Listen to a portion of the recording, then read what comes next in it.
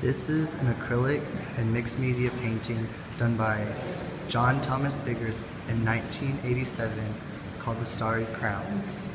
In the middle, there are three African American women who seem to be sitting on a chair with their legs facing the center. The reason this is also a multimedia painting is because the thread that's attached to the women's fingers and their mouths is actually sewn into the canvas. Each one of the women are wearing different color African headpieces as they sit in the middle of the room. Each one of them has a quilt draped over their legs as they hold thread in their fingers. In contrast to the dark colors all around the painting, there are small white stars that surround all the women's heads. The light source is coming from the woman in the middle's lap because the fingertips of the women and the face of the women are all highlighted. The shadows are cast on the outside, which shows that the light source comes from the middle. A quilted design is used for the background as well as the floor underneath their feet. There are small black jars that surround the women in a circle. Below the woman on the right, there's an object that looks somewhat like a boat.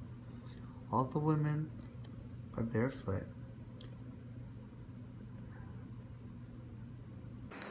Although the art piece is really dark, there are certain pieces that pop, such as the light in the middle.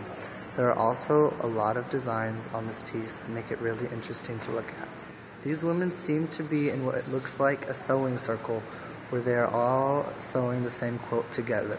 I feel like this picture is trying to show us the close-knit ties that the African culture has and how all the people play an important role in the culture.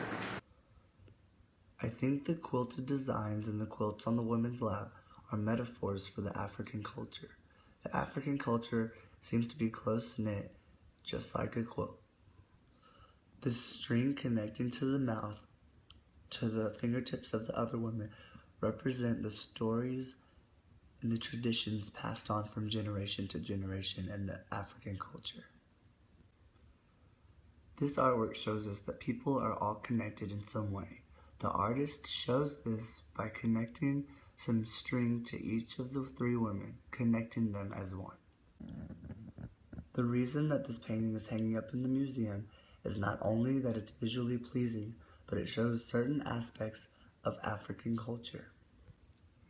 Analyzing this video may help me see the connections that I have to certain people that I haven't seen before. It may also open my eyes to some aspects of my culture that I haven't been connected with and may help me connect with in the future.